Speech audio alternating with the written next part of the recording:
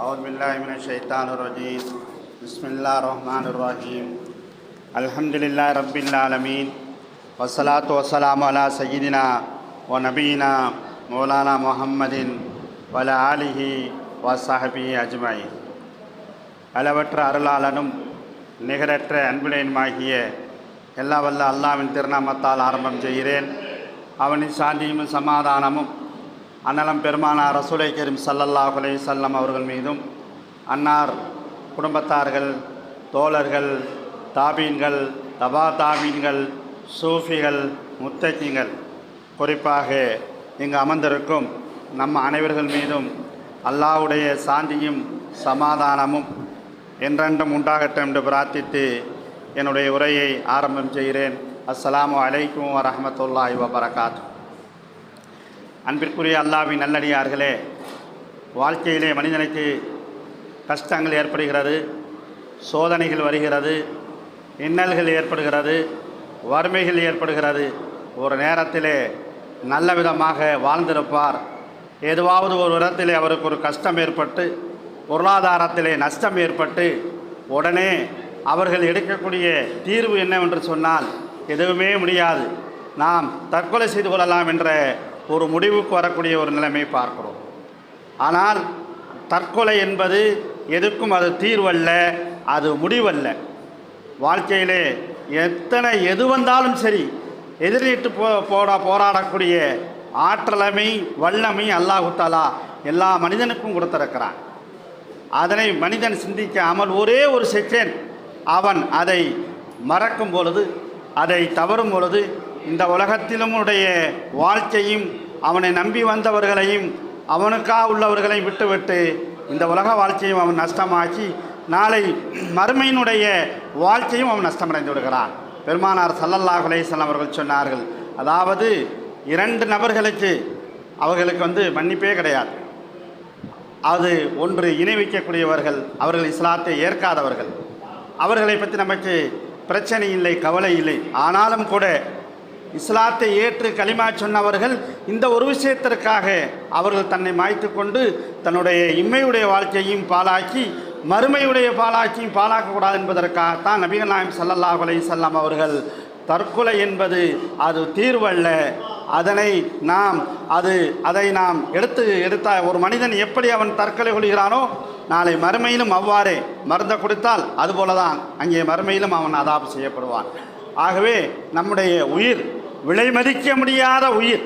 இந்த உயிரை ஒவ்வொரு மனிதனும் பாதுகாத்து கொள்வது, அதனை அவன் பேணி நடந்து கொள்வது அந்த மனிதன் மீது பருளாக கடமையாக இருக்கிறது.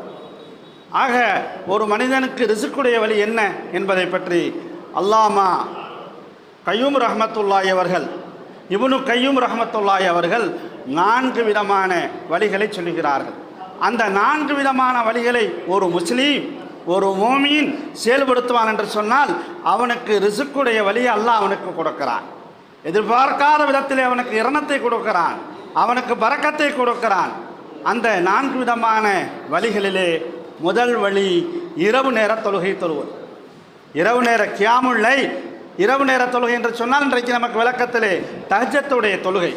இந்த தஹஜ்ஜத்துடைய தொழுகை ஒரு மனிதன் தொழுவதன் மூலமாக அவன் இறைவனுடைய நெருக்கத்தை பெறுகிறான். நபிகள் நாயகம் ஸல்லல்லாஹு அலைஹி வஸல்லம் அவர்கள் சொன்னார்கள், யார் தஹஜ்ஜத் தொழுகிறார்களோ அவர்களுக்கு இறைவனுடைய நெருக்கம் ஏற்படும் என்பதாக. இன்னைக்கு நமக்கு ஒரு மந்திரி கிட்ட ஒரு நெருக்கம் ஏற்படுது, அல்லது எம்எல்ஏ கிட்ட ஒரு நெருக்கம் ஏற்படுகிறது என்று சொன்னால் எவ்வளவு சந்தோஷம், எவ்வளவு ஆனந்தம். அந்த நெருக்கத்தின் மூலமாக நான் எல்லாத்தையும் சாதித்துக் கொள்வேன் என்று மனிதன் நினைப்பதைப் போல இவர்களுக்கெல்லாம் அப்பாற்பட்ட இந்த உலகத்தை நம்மை படைத்து பரிபாலிக்கக்கூடிய அல்லாஹ்வுடைய நெருக்கம் மனிதனுக்கு இருக்கிறது. எதிலே இருக்கிறது என்று சொன்னால் தஹஜ்ஜத்திலே இருக்கிறது.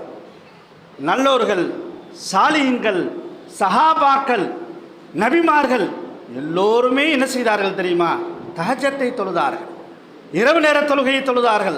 அதன் மூலமாக அவர்கள் அல்லாஹ்வுடைய நெருக்கத்தை பெற்றார்கள், அல்லாஹ்வுடைய அன்பை பெற்றார்கள்.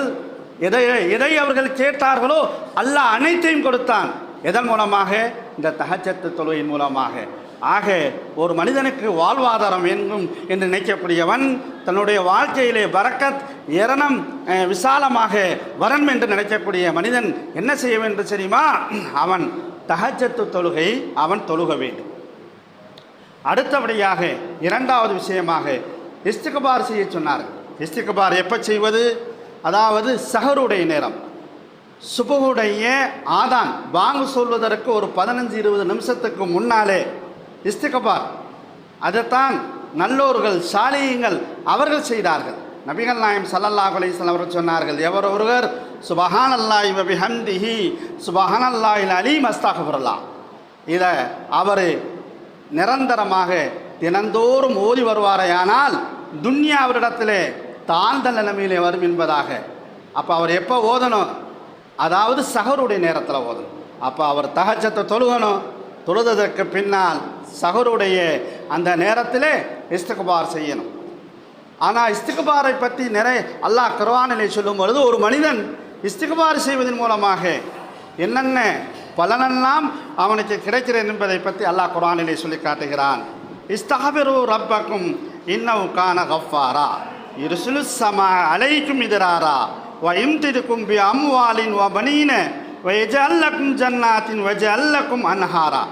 அல்லாஹ் சொல்லி காமிக்கிறான், நீங்கள் இஸ்திக்பார் செய்வீர்கள் என்று சொன்னால், உங்களுடைய பாவங்களுக்கு மன்னிப்பு தேடுவீர்கள் என்று சொன்னால், உங்களுக்கு நான் தடைபட்டிருக்கக்கூடிய மழையை இறக்கும் என்பதாக.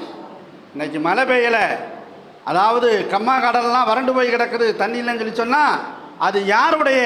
இறைவனுடைய அருட்கொடையினால் அல்ல, உன்னுடைய பாவத்தினால், உன்னுடைய கைகால் செய்த அந்த மோசத்தின் காரணமாக இறைவன் மழையை தடையாக ஆக்கி வைத்திருக்கிறான். எப்பொழுது நீ இஸ்திக்பார் செய்கிறாயோ, பாவ மன்னிப்பு தேடுகிறாயோ, அப்பொழுது என்ன செய்கிறான்? உனக்கு தடைபட்ட மழையை அல்லாஹ் இறக்கிறான் என்பதாக அல்லாஹ் சொல்கிறான். நீ மழை வரலன்னு சொல்லி கவலைப்படாத, நீ பாவ மன்னிப்பு தேடிக்கொள் என்பதாக.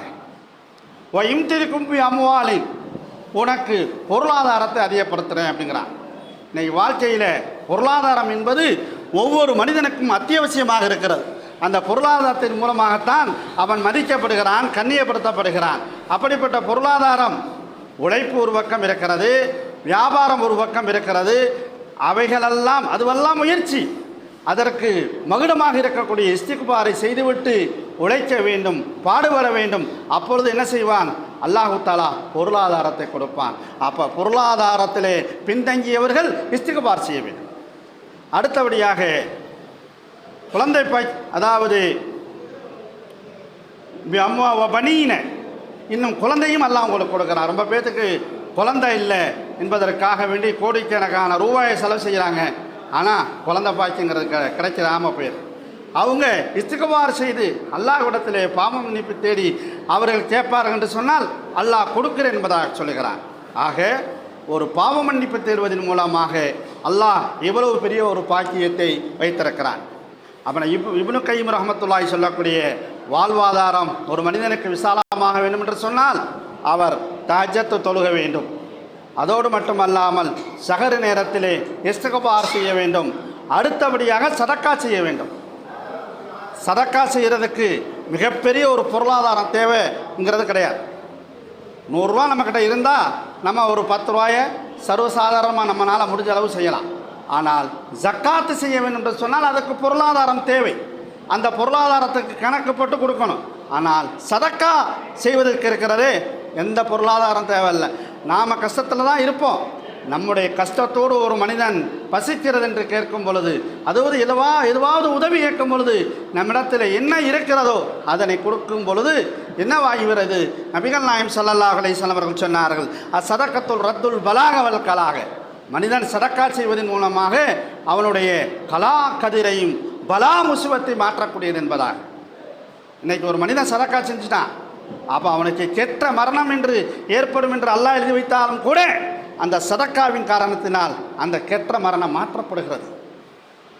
அதே நேரத்தில் அவனுடைய பலா முசிபத்து இந்த இடத்துல போயிட்டு அவனுக்கு அடிபட்டு சாவான் என்றோ அல்லது எதுவாச்சும் ஒரு இன்னல்கள், ஒரு முசிபத்துகள், ஒரு இறையூறுகள், பேராபத்துகள் இருக்கும் என்று சொன்னாலும் அதுவும் அகற்றப்படுகிறது. அந்த சதக்கா இன்றைக்கு நம்மிடத்தில் எத்தனை பேர்கிட்ட இருக்கிறது? அதுக்கு நாம் என்ன வழங்கி வைத்திருக்கிறோம்? சதக்கா என்று சொன்னால் பெரிய செல்வந்தனாக இருக்கணும், லட்சாதிபதியாக இருக்கணும் அப்படிங்கிறத நினைந்து வைத்திருக்கிறோம்.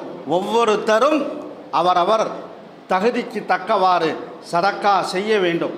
அதன் மூலமாக அந்த சதக்கா தான் நம்மளுடைய வியாதியை விட்டு பாதுகாக்கிறது, முசிபத்தை போக்குறது, தரித்திரியத்தை போக்குறது, இன்னல்களை போக்குறது. ஆகவே மூன்றாவது அமலாக இருக்கக்கூடிய சதக்காவை நாம் செய்ய வேண்டும்.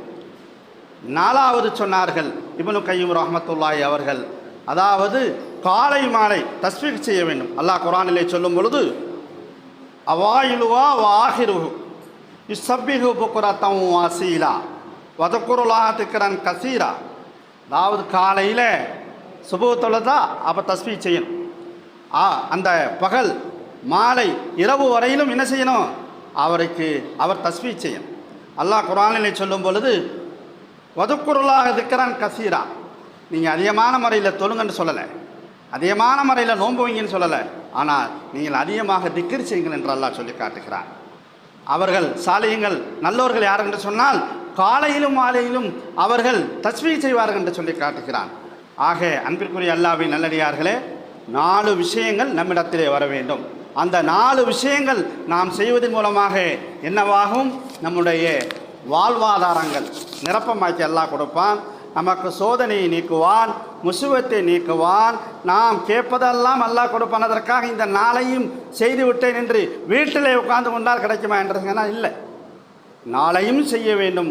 அதற்கு தகுந்த மாதிரி அல்லாஹ் நமக்கு எதனை வைத்திருக்கிறானோ, வியாபாரமாகவோ விவசாயமாகவோ தொழிலாகவோ எதை வைத்திருக்கிறானோ அதை நாம் இனக்கட்டு செய்யும் பொழுது இன்ஷா அல்லாஹ் நம்மிடத்தில் உண்டான தரித்திரியங்கள் முசிபத்துகள் நீங்கும். நாம் பிறருடைய கையை யாரும் எதிர்பார்க்க மாட்டோம். நம்முடைய கையில் அல்லாஹ் இறன பாக்கியத்தை கொடுப்பான். நாம் 4 பேருக்கு உதவி செய்யக்கூடிய ஒரு நிலையை அல்லாஹ் நமக்கு வைப்பான் என்பதை இந்த நல்ல நேரத்தில் கூறிக்கொண்டு என்னுடைய உரையை நிறைவு செய்கிறேன். அஸ்ஸலாமு அலைக்கும் வரஹ்மத்துல்லாஹி வபரகாத்துஹு.